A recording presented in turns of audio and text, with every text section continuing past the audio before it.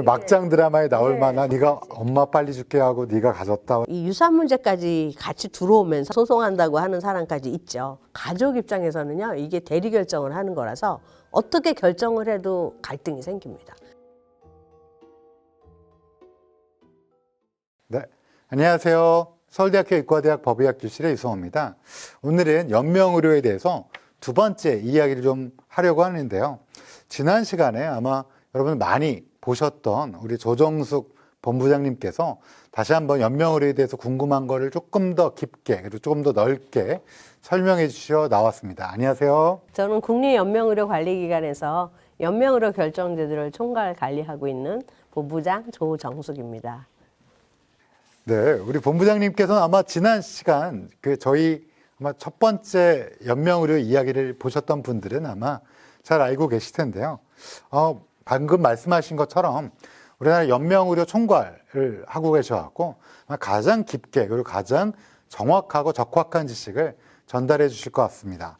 우선 요즘에 연명치료에 관심이 정말 점점 높아진다는 느낌이 들고 있는데요.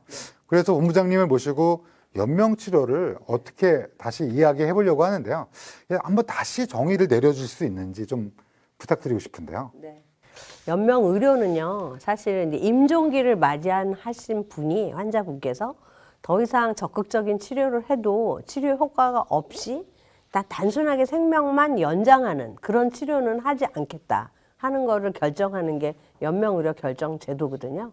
그래서 어떻게 보면 연명의료 결정제도에 따라서 임종을 맞이하시면요, 조금 더 자연사에 가깝게 사망을 하시는 거다. 이렇게 이해하실 수 있을 것 같습니다. 뭐뭐가 연명의료가 있죠? 제가 기억이 잘... 일반인들이 많이 알고 계신 것 중에는 심폐소생술, 인공호흡기 착용, 그다음에 항암제 투여하는 거, 혈액투석, 승합제를 투여하는 거랄지, 체외생명 유지술, 뭐 그렇게 등등 해서 8가지 정도를 사실 법에서 연명의료 범주로 정했습니다. 근데 이제 대상은 임종기 환자라고 해서요, 적극적 치료를 함에도 불구하고 회복되지 않고 사망에 임박한 상태다. 그래서 여기서 임박이 굉장히 애매하잖아요. 그래서 보통은 한 7일에서 10일 안에 사망할 것이라고 예견되는 환자예요. 물론 예견이기 때문에 환자를 계속 진료하셨던 담당 의사 선생님, 그리고 또 한 분의 선생님, 전문의 선생님 한 분, 그래서 두 분이 더 이상 치료해도 회복될 가능성이 없다라고 판단된 환자, 이런 환자를 임종기 환자, 임종 과정에 있는 환자. 그래서 연명의료 결정제도의 대상이 되는 사람은 아직까지는 법적으로 임종기 환자로 국한하고 있습니다. 아니 이거 치료해도 이제는 회복될 수 없는 그런 단계에서 이거 하면 아프니까 이거 싫어하시는 분들은 선택해도 된다 이렇게 말씀드리기도 하는데 많은 분들이 근데 그거를 안 하면 바로 죽는 거 아니냐 뭐 이렇게 얘기하시는 분도 있어요. 그래서 그건 아니죠 또. 그렇죠. 아니죠. 연명의료를 중단할 수도 있고요. 유보할 수도 있습니다. 사실 임종기라고 판단된 시점에 8가지 항목 중에 하고 있던 연명의료는 그 시점부터 중단하기로 결정하는 거고요. 마땅히 할 상황이 됐을 때 하지 않기로 결정하는 유보도 있어요. 근데 받고 있던 치료면 중단하는 거고요. 앞으로 받아야 될 상황이 돼도 이미 임종기다 생각하면 이제 하지 않겠다. 그래서 이제 가장 쉬운 예로는 일반 병실에 계시던 분인데 중환자실로 옮겨서 기관지 삭간을 하고 인공호흡기를 걸어야 되지만 임종기이기 때문에 안 하겠다. 그러면 이제 이분을 그냥 병실에서 환자분들하고 마지막 시간을 좀 더 보내시면서 사망할 수 있게 도와드리는 거죠. 저도 사실은 경험이 있어서 사랑하는 분이 마지막에 이제 삽관을 하는 거를 뭐 연명의료 거부를 하셨고 그것 때문에 이제 삽관 안 하고 자연스럽게 주무시다가 돌아가실 수 있게 했는데요. 전문가로서 생각하시는 좋은 죽음의 조건은 무엇일까요? 크게 한 3가지를 보고 있는데요. 가장 중요한 거는 요즘에는 통증 없이 죽음을 맞이하는 거. 이거 굉장히 중요한 것 같아요. 그래서 편안한 죽음이고요. 두 번째는 좀 단아한 모습으로 훼손되지 않으면서 사망을 맞이하는 거. 이게 하나 있고요. 세 번째는 준비하는 죽음이라고 전 말씀드리고 싶어요. 그래서 본인이 미리 사전 연명 의료 의향서나 연명 의료 계획서 같은 걸 써놔서 미리 본인의 의사에 따라서 준비를 하고 내가 임종기가 됐을 때 나는 연명을 받지 않고 그냥 자연스럽게 죽겠다. 준비하는 죽음. 그래서 저는 3가지가 가장 중요하다고 생각이 듭니다. 와, 그 3가지를 모두 다 할 수 있으면 참 어떻게 보면 정말 좋은 죽음일 것 같습니다. 예. 근데 우리나라에서는 이제 이런 연명의료 결정제도에 대해서 관심이 많다 보니까 이거에 참여가 높아지는 세대가 점점 늘어나다는 얘기를 제가 들었는데 그 이유가 뭐라고 보시나요? 저는 일단은 제일 중요한 건 초고령 사회 진입이 맞는 것 같아요. 우리나라가 2023년 4년 12월부터 아마 초고령 사회에 들어가게 됐죠. 초고령 사회에 진입하면서 노년층이 많아졌고요. 노년층이 많아지시다 보니까 이분들이 본인의 죽음에 대해서 이제 고민을 하기 시작했죠. 이제는 나의 죽음을 무엇을 준비해 놔야 되느냐. 이런 고민을 하기 시작해서 사전연명 의료요양서가 폭발적으로 늘고 있다. 저희는 그렇게 생각하고 있고요. 좋은 죽음의 한 요소인 준비된 죽음. 준비죠. 처음에는 어르신들 중심으로 많이 썼어요. 그래서 저희가 전체 사전연명 의료요양서 요번에 8월 7일에 300만 명이 넘어갔고요. 지금 현재 313만 명이 됐거든요. 그때 저희 오셨을 때가 300만 명이 아니라 200 몇십만 예, 명이 맞습니다. 오, 그 사이에 네. 또 300만 폭발적으로 늘어서 네. 300만은 8월 7일, 지금은 313만 명이 썼어요. 근데 이 전체 쓰신 분들 중에 65세 이상 어르신이 쓴 게 75%예요. 아, 그럼 65세 이상 분들이 75%가 300만 명이 75%니까 예. 200만 명이 넘네요. 제일 많이 쓰신 연령층은 70대. 두 번째로 많이 쓰는 연령층이 60대. 그리고 80대입니다. 요즘에 약간 변화가 있어요. 부모님의 그 임종을 겪었던 자녀분들. 이런 분들이 우리 어머니 아버님 돌아가시는 거 보니까 너무 힘들게 고통스럽게 돌아가셔서 나는 저런 죽음을 맞이하면 안 되겠다. 그러면 나는 나의 죽음을 위해서 무엇을 준비할 것이냐 하는 데에 대해서 굉장히 관심이 높아졌습니다. 그래서 요즘에 중년층, 장년층 쪽으로 점점 이렇게 내려오고 있어요. 저도 사실은 그런 경험자로서 말씀하신 거에 너무 동감하고요. 우리나라가 이제 전명의료 자기결정권에 대한 관심이 점점 높아지고 있다고 말씀해 주셨는데요. 해외에서도 이런 움직임이 저희가 비슷한가요? 있죠. 그러니까 저희는 이제 대만 거를 많이 모델링 했지만 뭐 미국이나 여러 나라에서도 명칭은 연명의료 결정제도는 아니지만 비슷한 용어로 많이 쓰고 있잖아요. 근데 이제 다들 자기결정 존중에 대해서는 가치를 많이 두는 것 같아요. 근데 이제 우리나라나 동양은 자기결정도 중요하지만 그 다음에 중요한 게 가족입니다. 우리는 이제 연명의료 계획서나 사전연명 의료의향서는 자기 의사에 따라서 미리 의사를 밝혀서 써놓는 서식인데요.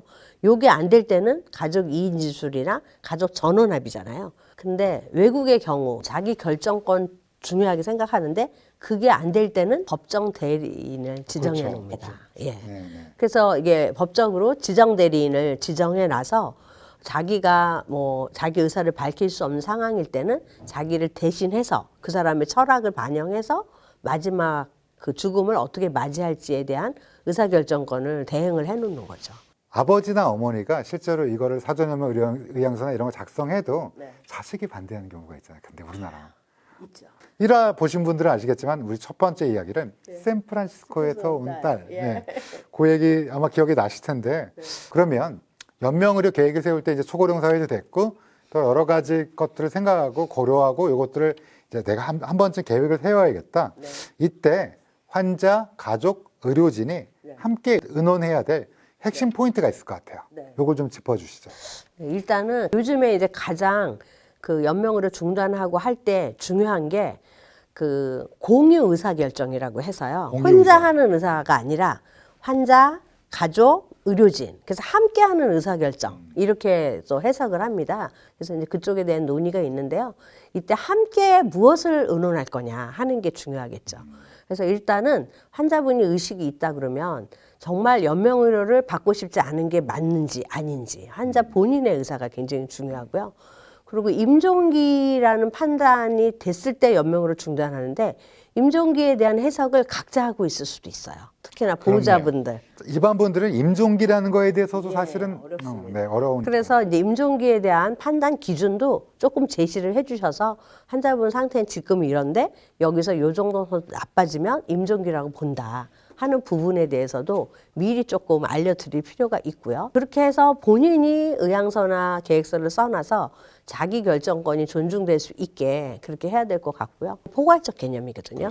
환자 상태가 어떻게 변할지 몰라서 어떤 치료가 필요할지 모릅니다. 그래서 연명으로 전반을 받을 거냐 안 받을 거냐에 대해서 환자는 의사 표시를 해놓고요. 그러면 이제 의료진이 판단해서 연명의료를 중단하게 되죠. 우리가 보통은 연명의료 계획서를 작성할 때 본부장님이 오랫동안 이 케이스를 총괄하시다 보면 가장 많이 하는 오해나 뭐 이런 실수가 뭐가 있는지, 그래서 진짜 실제로 일어난 일이 뭔지 알려주시면 많이 도움이 될 것 같아요. 사전연명 의료영양서를 쓰셨거나 쓰신 분들이 제일 많이 궁금해하고 질문을 하는 게 있어요. 하나, 1번은 내가 이렇게 사전연명 의료영양서 쓰면 내가 임종기 됐을 때 나는 연명을 받고 싶지 않다라고 쓰는 서식인데, 혹시 중간에 아파서 응급실에 갔을 때 나는 치료를 못 받는 거 아니냐. 이거에 대한 우려를 되게 많이 하세요. 저희가 그럴 때는 안심을 시켜드리면서 사전연명 의료영양서를 썼어도 임종기라는 판단을 받기까지는 환자는 적극적 치료를 받을 권리가 있고 의료진은 적극적 치료를 할 의무가 있다. 그래서 응급실에 가도 적극적 치료를 받다가 더 이상 치료에도 효과가 없다라고 임종기 판단을 의사 선생님 두 분이 하면 그때는 중단할 수 있는 거지, 그전에는 치료 받을 수 있습니다. 그래서 그 걱정 안 하셔도 된다.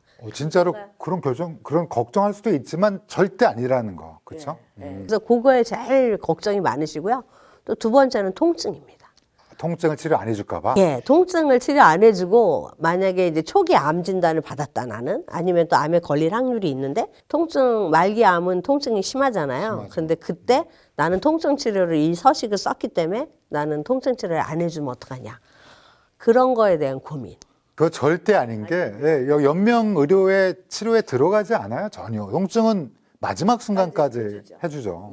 그래서 이제 그런 걱정을 하셔서 저희가 연명 의료는 중단하지만 끝까지 해야 되는 것 중에 통증 완화를 위한 처치는 끝까지 하잖아요. 그래서 저희가 편안한 죽음을 맞이할 수 있도록 도와드리는 거다. 그래서 그거는 염려 안 하셔도 된다. 통증 치료도 끝까지 해드리고요. 당연히 수분이라든지 뭐 몸을 따뜻하게 해드리든지 이런 기본적 케어는 우리 인간의 기본적 권리잖아요. 이건 끝까지 해준다. 이건 무관하다, 이거와. 또 어떤 경우는요, 이제 자기가 사전연명 의료에서 써놨는데 우리 자식들이 반대하면 나는 연명 의료를 계속 받는 거 아니냐. 사실 연명 의료 결정제도의 핵심은 자기 결정권 존중이기 때문에 사전연명 의료에서 쓰신 분의 의향이 존중되게 당연히 해줘야 돼요. 그런데 사실 의사 선생님들도 암만 그렇다 해도 그 막내딸이 울고불고 하는데 거기서 인공호흡기 뗄 수는 없잖아요. 끼면 막 뭐라고 할 텐데. 뭐라 하고 또 뭐 어떤 사람은 심지어는 소송한다고 하는 사람까지 있죠. 그런데 다행스러운 거는 연명의료 결정제도에 대한 인식하고 이해가 많이 확산되면서요. 요즘에 그런 게 많이 없어졌어요. 초창기에는 정말 그런 것 때문에 선생님들이 정말 임상 선생님들이 힘들었는데 저희 채널에도 나와주시고 또 여러 활동을 해주시니까 이렇게 점점 확산되면서 확실하게 좀 줄었다라는 생각은 들고요. 그렇죠. 그리고 쓰신 분에게 저희가 그 등록증을 보내드리잖아요. 등록증. 그걸 매체로 해서 가족하고 반드시 공유해야 된다. 그거를 저희가 항상 교육을 하고 있거든요. 근데 보여주고 상의하고 인식시키고 자기결정권이라는 걸 확립시켜주는 게 중요할 것 같긴 해요. 그렇죠. 그렇게 하면 뭐 가족분들도 결정할 때도 좀 마음이 편하게 결정할 수 있죠. 저는 사실 연명의료 결정제도가 정말 중요하다고 생각하는데 이런 걸 미리 하지 않으면 사실은 가족들이 겪는 어떤 고통이라든지 현실적인 어려움이 분명히 있죠. 뭐가 있을까요? 환자 자신이 사전연명 의료영양서를 쓰거나 계획서를 써놓으신 분은 환자분의 의사가 명확하잖아요. 가족 입장에서는요, 이게 대리 결정을 하는 거라서 어떻게 결정을 해도 당당하지가 않고 갈등이 생깁니다. 혹시 연명으로 중단하기로 결정하면 내가 더 사실 수 있는 분을 너무 일찍이 우리 부모님을 포기한 건 아닌가, 이런 죄책감에 사로잡히고요. 저는 남매끼리 싸우는 것도 봤어요. 그럼요. 또 일찍 중단하잖아요. 그러면 오래 사실 수 있는 분을 내가 일찍이 포기한 게 아닌가, 이런 거. 그리고 지금 말씀하신 것처럼 가족 간에도 이견이 있습니다. 아들, 딸, 큰아들 다 의견이 달라요. 저절로 거기서 또 이제 가정 불화가 생기고, 또 요즘에는 이 유산 문제까지 같이 들어오면서 이게 가정 불화에 더 불을 지피는 경우가 생깁니다. 네가 엄마 빨리 죽게 하고 네가 가졌다라든지 예를 들면 막장 드라마에 나올 만한 서로 막 비난도 할 수 있고, 그래서 이거의 해법은 가족들에게 부담을 주지 않기 위해서라도 본인이 미리 사전연명 의료영양서를 쓰거나 아니면 말기에 연명의료 계획서를 써놓는 거. 이게 해답이라고 생각합니다. 내 마지막을 내가 결정해야 되지 사실은 내 배우자나 내 아이들이 결정하는 건 사실은 내가 결정해야 되는 부담을 가족한테 이렇게 떠미는 것 같은 근데 느낌. 가족한테 떠밀면 갈등도 생기고 분쟁이 생기고 그들 마음에 후회나 어떤 앙금이 남을 수도 있으니 그렇네요. 근데 많은 분들이 또 이런 고민도 하시는 것 같아요. 서류가 없어서 응급 상황이 오면 그때 혹시 안 해주는 거 아닌가라는 거가 아니다라고 말씀하셨는데 실제로도 알 수 있는 방법이 없는데 끊임없이 그런 고민이 있는 분들이 있는 거죠. 네, 있죠. 근데 요즘에는 이제 응급실에서도 그 연명의료 정보 처리 시스템에 접근을 해서요. 아, 그래요? 한번 조회를 하게끔 합니다. 아, 그래요? 그리고 병원에 따라서는 연동을 해놓는 데가 있어요. 병원의 EMR하고 저희 연명의료 정보 처리 시스템을 연동을 해서요. 예를 들어 말기 환자면 그 연동된 시스템에 의해서 연명의료를 안 할 수도 있는 거군요. 네. 근데 일단은 환자가 와서 이제 수속을 하면요. 이분이 사전 연명 의료에서 쓴 사람인지 아니면 연명 의료 계획서를 쓰신 분인지를 알려주게 연계된 병원도 있어요. 다는 네, 아닙니다. 다는 아니지만 예, 일부. 그러면 응급 상황에 있어서 내가 만약에 말기일 경우에는 이거에 혜택을 받을 수 있는 병원도 분명히 있고 그리고 내가 만약에 말기가 아니면 당연히 치료가 되는 거고 네, 그러면 이건 되게 클리어하네요. 이거는 뭐 사실 걱정하실 필요가 전혀 없는 거라고 생각해도 되겠죠. 그럼요. 예. 지금 저희가 또 그렇게 다 모든 의료진이나 의료기관에서 그렇게 행할 수 있도록 적극적으로 교육을 많이 하고 있어요. 그래서 저는 그게 잘 지켜질 거라고 믿습니다. 근데 이제 저는 제 주변에서 어떤 분이 이런 질문을 하더라고요. 연명 치료를 안 하기로 어머님도 원하셨는데 안 하니까 어머니가 아파서 돌아가신 거 아니냐. 연명 치료를 해야지 통증이 없는 거 아니냐는 생각이 좀 들었다고 그러는데 그런 거에 대해서는 어떻게 말씀드릴 수 있을까요? 그거는 좀 아닐 것 그렇죠? 같습니다. 예. 아까 우리 좋은 죽음의 첫 번째가 고통증 없는 고통 죽음, 없는 죽음. 그다음에 신체 훼손이 최소한 없는 죽음, 존엄한 죽음. 그다음에 준비된 죽음인데, 근데 신체 사실은 연명 치료라는 것 자체가 심폐소생술도 그렇고 인공호흡기도 그렇고 혈액투석도 그렇고 수혈도 그렇고 이 자체가 사실은 통증을 유발할 수 있는 거죠 오히려. 그렇죠. 오히려 통증도 유발할 수 있고 또 불필요한 연명을 하다 보면 좀 훼손되는 면도 있죠. 그렇죠. 예. 통증도 좀 더 진행될 수 있고 그래서 이게 연명 치료가 통증을 없앤 치료는 절대 아니고요. 원래 훌륭한 치료입니다. 다만 말기에서는 그 효과가 오래 없으니까 우리가 이걸 안 하겠다라는. 그래서 요즘에는 오히려 그러니까 임종기에만 사실은 적용되는 건데 이걸 말기까지 확대하자는 얘기가 나올 정도로 이거는 통증과는 무관하고 어떻게 보면 치료의 결정권의 문제지 이런 문제는 아니라는 말씀을 다시 한번 드리고 싶고요. 근데 왜 말기로 확대됐으면 좋겠다라고 의견을 내시는 분이 있는 거는 어떤 경우에는 너무 끝까지 할 만큼 다 한 거예요. 이미 연명의료를 다 하고 끝에 가서 연명의료 중단. 그러니까 그게 무슨 의미가 있느냐. 연명의료를 안 하고 고생 안 시키고 안 하고 돌아가시게 한다고 해놓고 실질적으로는 할 때까지 다 하다가 거의 끝에 가서 이제 그만한다 하는 거는 좀 의미가 없지 않냐. 이미 오랫동안 너무 시달린 몸을 가지게 되시니까 고생을 하셨다 이거죠. 그러니까 좀 더 당기면 어떠냐. 그래서 말기부터 연명의료를 중단하는 것도 검토할 때가 되지 않았나 하는 의견을 주시는 분들이 있습니다. 뭐 나 응급인데 치료 안 하는 거 아니야? 아니 뭐 이런 생각을 전혀 하실 필요 없는. 그리고 속 시원하게 우리 본부장님께서 그게 아니다라고 말씀해 주셨기 때문에 아마 괜찮을 것 같고요. 다만 저도 경험했지만 연명의료 중단 이후에 죄책감을 느끼신 분들이 또 그렇게 많아요. 내가 우리 엄마 너무 빨리 보낸 거 아닌가? 우리 아버지를 너무 빨리 보낸 거 아닌가? 우리 지금 작가님도 아버님을 먼저 보내셨는데 내가 너무 빨리 포기한 거 아닌가? 우리 아빠 조금만 더 살 수 있지 않나? 근데 의사 선생님은 임종기라고 했고.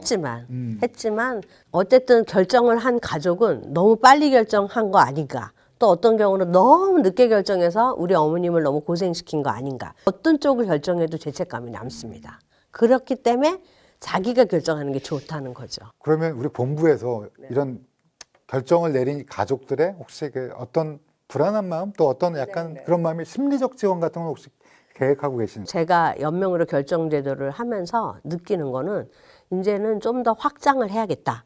그래서 저희가 사별 간호 그리고 사별 시에 사별 가족까지도 우리 이 연명의료 결정 제도에서 케어의 범주에 포함시켜야겠다는 생각입니다. 너무 잘하셨어요. 저 왜냐하면 요거 때문에 굉장히 마음속에 부담감 있는 분들이 있거든요. 그래서 여태까지는 사실 저희 제도는 임종할 때까지 연명의료 중단을 결정하는 이행 시점까지만 하면 제도가 완결되는 걸로 착각을 했는데 이행 시점이 오면 끝. 예, 그 중단 그랬는데 그게 아니라고요. 그래서 환자를 위해서도 영적, 정서적, 사회적 지지도 해줘야 되고요. 임종 전에 그 환자가 죽음에 이르면 가족들이 굉장히 힘들잖아요. 그래서 사별 가족에 대한 간호, 돌보음이 필요하다. 제가 지금 그래서 확장을 지금 한 3개를 확장을 생각하고 있어요. 3개요. 예, 세 영역. 하나는 대상자의 확장. 그래서 대상자는 접근할 수 없는 사람들, 취약계층 이런 분들도 점점 확장해 나가서 대한민국에 사는 누구나 다 연명의료 결정제도에 본인이 뜻이 있으면 진입할 수 있게 하자. 이런 게 하나 있고요. 그리고 이제 계획서 같은 거는 의료기관에서만 쓰잖아요. 근데 저는 가정형 호스피스를 하는 경우는 의료기관 소속 선생님들이 가시잖아요. 그래서 계획서를 집에서 써도 되지 않겠냐. 그건 물론 가정용 호스피스는 잘 모르실 분도 있는데 집안에서 이제 호스피스 치료를 받는데 그게 의료기관이 아니니까 연명의료 계획서를 못 썼거든요. 못 썼죠. 그래서 장소의 확장. 그거 너무 좋은데요. 그리고 3번째는 케어의 확장입니다. 케어의 확장에는 그 돌아가시는 분만 케어해서는 안 되고 그리고 케어의 범위도 영적, 사회적, 정서적을 하고 사별 가족까지도 포함했으면 좋겠다. 이런 게 저희가 앞으로 지향점입니다. 지금 이제 홍보를 하고 있고 하는데 이제 의료기관에서도 이게 좀 협조가 돼야 되고요. 이제 점차 늘려서 홍보하고 확대하시려는 거죠? 그래서 저희가 하려고 꿈꾸고 있는 거는 저희가 이제 연명의료 결정 제도에 따라서 건강보험 수가가 행위별로 수가가 매겨지거든요. 그래서 4개는 매겨져요. 그러니까 계획료랄지, 뭐 말기 환자 돌봄료랄지, 이행료 뭐 이런 것들이 그리고 의사 선생님 2분이 임종기 환자 판단해 드게 협진료. 그래서 4가지가 매겨지거든요. 근데 저희가 마지막으로 생각하는 게 임종 간호 서비스료. 그거를 하나 더 넣어드리고요. 마지막까지 좀 편안하게. 예, 좀 편안하게. 그리고 요즘에는 임종실로 모셔서 임종할 수 있는 환경도 구축하라고 하잖아요. 그래서 그 방을 쓰는 경우는 임종 병실료도 책정하게 되어 있는데 그거랑 별도로 저희는 가족까지 좀 간호의 범위에 넣어서 마지막을 좀 편안하게 이렇게 보내드리고 또 이렇게 할 수 있게 하자 해서 저희가 계획하고 있는 거는 정책 연구를 해서요. 임종 간호 서비스료를 하나 누면서 의료기관에 이렇게 수가까지 매겨지니 좋은 서비스를 해 주십사. 이렇게 부탁드리려고 합니다. 물론 기관에 따라서 이미 잘하는 데도 있어요. 잘하는 데도 예, 예. 뭐 다시 임종을 맞이할 수 있는 방에서 가족들이 함께 임종을 맞이한다는 거는 경험하지 못하신 분들은 모르시겠지만 사실 굉장히 중요한 의미가 있고 또 마지막까지 임종에 대한 간호가 돌봄 간호가 필요하다는 건 아마 경험해 보신 분들은 많이 동의하실 것 같아요. 그럼 본부장님, 우리 앞으로 한국에서 이 인식과 제도가 어떤 방향으로 나가야 될지 좀 청사진을 좀 얘기해 주십시오. 네, 저는 이제 앞으로 연명의료 결정 제도는 지금 많이 확장된 건 맞고요. 양적인 확장은 됐어요. 인식도 됐고. 좋아졌고요. 인식도 국민 중에 연명의료 결정 제도 들어봤다는 분이 90% 되더라고요. 조사해보면. 아마 저희 대면석도 한 1% 정도 아우, 기여를 많이 하셨죠. 그래서 이렇게 뭐 유튜브나 이런 데도 홍보가 되고 그래서 저희가 생각할 때는 연명의료 범주에도 인공 영양을 하나 넣었으면 싶어요. 처음에 말씀드렸는데 사실은 콧줄 다 빼세요. 그리고 이거 어떻게 밥을 안 주냐 그러는데 사실 미국에서 판례를 보면 사실상 이거 영양공급을 개인의 의사에 따라 끄는 경우도 있거든요. 그래서 인공 영양은 포함시키고 싶고요. 저는 네네. 연명의료에 네. 본인이 혼자 입으로 먹어서 삼킬 수 있는 거 끝까지 해드려야 해드려야죠. 된다. 저는 그렇게 생각해서 그 영역도 조금 연명의료 범주도 하나 정도는 확장해야 된다. 이런 생각이 좀 있고요. 어때까지는 영양분은 끝까지 하게 돼 있잖아요. 그래서 그럴 때마다 되게 난처해 합니다. 저도 이제 사랑하는 분을 떠나보낼 때 느낀 건데 콧줄하는 거를 정말 싫어하고 그리고 콧줄을 안 하는 거를 굉장히 인간적으로 원하세요. 그게 마지막까지. 되게 또 괴로우신가 같아요. 제가 그 전에 중환자실에 근무할 때도 보면 무의식 중에도 이 콧줄을 맛빼는 분이 너무 많습니다. 그래서 인공 영양을 좀 연명의료 범주에 놓으면 어떨까 이런 생각이고요. 지금 사전연명 의료요양사가 300만 시대예요. 저는 300만 시대라고 얘기를 합니다. 300만 시대. 예, 300만 시대인데 이렇게 많이 쓴 사전연명 의료요양서가 나중에 임종기에 존중돼서 존엄한 삶의 마무리 해야 되잖아요. 그러려면 의료기관 윤리원의 설치가 굉장히 급합니다. 의료기관윤리위원회가 사실은 큰 병원 위주로 돌아가게 되고 상급 종합병원이랑 종합병원인데 의외로 돌아가시는 거는 종별 중에 어디서 제일 많이 돌아가시나 할 때 종합병원이 36%, 요양병원이 34예요. 거기서 돌아가시는 분들이 많은데 거기가 없다는 게 없죠. 요양병원에 의료기관 윤리위원회 설치가 덜 된 게 저희가 풀어야 될 숙제예요. 근데 요양병원이 사실은 더 잘 아시겠지만 의사가 많지도 않고요. 그래서 뭐 그때 말씀하신 게 지역 내 센터처럼 뭐 이런 것들을 많이 구상하고 계시는 공용윤리위원회를 거기다 위탁협약 맺으면 의료기관 윤리위원회 설치한 걸로 되죠. 네. 앞으로 그러면 진짜 여전히 많네요. 해야 될 게. 저 돌봄 얘기 듣고 나서 깜짝 놀란 게 이제 확대하신다는 것도 그렇고. 근데 요양병원에 의료기관 윤리위원회 설치를 촘촘하게 해놔야 의향서 쓰신 분들이 그냥 편하게 그래요. 집 근처에 요양병원에 가셔서 연명의료 결정 제도에 따라서 생을 마무리하실 수 있죠. 의향서를 많이 써도 의료기관 윤리위원회 설치된 기간이 없으면 이게 무용지물이죠. 무용지물 내가 썼는데 아무런 적용을 못 받으니까. 그러니까 노인이 앞으로는 뭐 잘 아시겠지만 1955년생이 80만이 태어났거든요. 그분들이 벌써 70살이 되셨어요. 매년 이제 70대가 되는 분들이 매년 80에서 100만입니다. 이제 1971년생이 100만이 넘었고 70년생도 100만이 넘었기 때문에 앞으로 한 10년, 15년, 20년 되면 매년 노인이 지금보다는 훨씬 더 폭발적으로 그래서 아마 앞으로 더욱더 바빠지실 것 같지 않나. 왜냐하면 노인이 폭발적인 시대에 사전연명의료 의향서, 연명의료 계획서를 포함한 이런 이 연명의료 관련된 제도는 더욱더 중요하게 다듬어져야 될 것 같고요. 관심도 많아지고 대상자가 많아지기 때문에 이 제도에 대해서 관심 있는 국민이 많아집니다. 그래서 저희가 좀 더 제도의 양적인 확장도 필요하지만 촘촘하게 질적 관리를 해서 빈틈이 없이 준비를 해야 될 것 같아요. 네. 뭐 지금까지 해오신 거 보면 앞으로도 굉장히 잘해 주실 것 같기도 하고. 그리고 이제 저희 나라가 가족 형태가 많이 변하고 있어요. 일인 1인 가구, 노인 가구, 비혼, 무자녀. 그래서 나중에 세월이 어느 정도 흐르고 나면요. 가족이 없는 환자분이 많을 것 같아요. 네, 그거 제가 할 말이 많은데 사실 가족이 없으면 사실 장례도 못 치러요. 그거 어떻게 해야 되나? 그래서 저희도 가족한테만 의지해서는 안 되고 서양처럼 법적으로 지정 대리인 제도를 만들어놔야 될 것 같아요. 근데 이게 쉽진 않아요. 우리나라 정서상. 아니 근데 이게 사실은 이런 게 있습니다. 혼자 사는데 예를 들면 동성끼리 좋아하시는 분들 있잖아요. 근데 이제 부부라고 돌아가시면 이분이 사망진단서를 발급받아야 되는데 가족이 아니에요. 장례도 못 치르고 그러거든요. 근데 예를 들어 이거를 지금 연명의료 결정제도로 하면 이분이 가족인 것 같지만 또 가족도 아니고 아니 법적으로는 가족이 될 수가 없으니까 우리나라에서는 수많은 1인 가구와 또 다양한 성애 형태에 따라서 굉장히 많은 일들이 생길 텐데 와 방금 말씀하신 거 그러면 대리인이라는 게 그럼 어떻게 후견인 이런 걸 어떻게 정하게 되나요? 그거는 본인이 지정을 해야 되는데 우리나라는 아직까지 제도화되어 있지 않죠. 그래 당장은 힘들 거예요. 우리는 가족 중심 문화라서. 그렇지만 우리도 이런 거에 대한 고민은 해야 된다. 지금부터 고민을 해야 이혼이나 무자녀인 사람이 많잖아요. 그분들이 노인이 됐을 때는 사실은 가족이 없는 환자가 되는 거예요. 그래서 그럴 때는 누가 결정할 거냐. 물론 사전연명 의료요양서나 연명의료 계획서를 자기가 미리 썼으면 너무 좋지만 그럴 수 없는 경우도 있잖아요. 그래서 이럴 때 대비해서 이제부터 이런 고민은 서양에서부터 시작된 거지만 우리나라도 고민을 할 필요가 있다. 저는 그렇게 생각합니다. 그러니까 1인 가구도 편안한 마지막을 맞이하기 위해서는 사실 연명의료 결정제도를 권고하는 건 좋은 죽음이기 때문에 사실은 이렇게 말씀하시는 거잖아요. 준비된 죽음. 이 1인 가구 독거노인들은 가족에 대한 의사결정은 거의 불가니까 본인 스스로 미리 써놓던지 아니면 그 다음 방법은 뭘까 생각해 보니까 법정 그 지정대리인 지정제도더라고요. 그래서 그런 게 해외에서만 한다고 해서 우리 일이 아니라고 생각하면 안 되고 지금 빠르다고 생각할 때 좀 고민을 시작해야 되지 않나. 그럼요. 그리고 이게 문화가 바뀌려면 좀 시간이 걸리잖아요.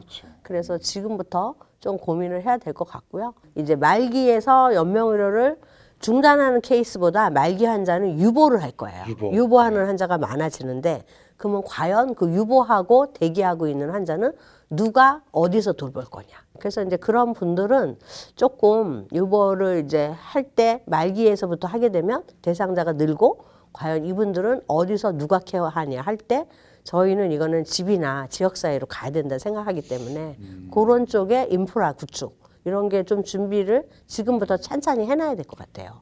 그러고 나서 말기로 가야죠.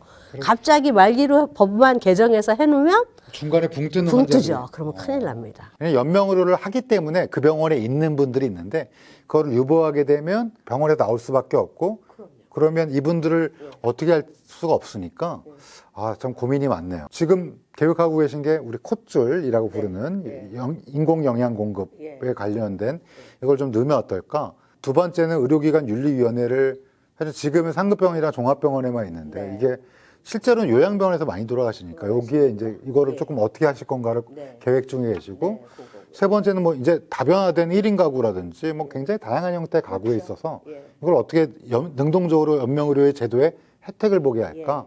이런 것과 지금 방금 말씀해 주신 마지막으로 연명의료를 임종기에서 말기로까지 어떻게 하면 조금 더 확대할 수 있을까? 그리고 좀 더 좋은 죽음에 가깝게 우리가 할 수 있을까라는 고민이 하실 일이 많네요. 많죠. 그리고 이제 그렇게 되면 생애 말기 돌봄 계획도 같이 세우면서 그렇죠. 이 서식을 써야지 돌봄 계획은 없이 그냥 뭐 임종기가 되거나 말기 됐을 때 연명으로 중단한다, 유보한다만 정하면 안 그러면 되죠. 그냥 붕 뜨는 거죠. 그렇죠. 진짜로. 그래서 그 돌봄 계획 그거를 세우면서 같이 서식을 쓰고 그렇게 진행하는 게 맞다고 생각합니다. 네, 오늘 사실 연명의료 결정제도에서 궁금한 점도 많이 남겨주시고 또 이거에 대해서 조금 더 한 번 더 얘기를 들으면 좀 더 명확해지지 않을까 그래서 본부장님을 모시고 오늘 좋은 얘기 그리고 앞으로 조금 더 우리가 어떻게 확대할지 얘기를 들어봤습니다. 어떻게 보면 약간 뭐 나랑은 상관없다라고 생각하시는 20대도 계실 거고 어쩌면 이제 곧 나랑 상관이 있다고 생각하는 5, 60대 그리고 부모님이 떠나보내신 분들도 아마 이거에 대해 관심이 있을 텐데 한 번쯤 들어보시고 또 한번 마음속으로 한번 리마인드 해보는 기회가 있으면 좋겠습니다. 마지막으로 본부장님 한 말씀 해주십시오. 네, 하여튼 저희는 연명의료 결정 제도가 대한민국에 살고 계시는 어떤 분이라도 다 본인이 뜻이 있으면 제도에 진입해서 좀 더 편안한 존엄한 죽음을 맞이할 수 있도록 하여튼 최선을 다하겠습니다. 많은 관심도 가져주시고 또 뭐 궁금한 거 또 조언도 많이 해주시기를 부탁드리겠습니다. 네, 먼 걸음 감사합니다. 네, 선생님. 감사합니다. 네.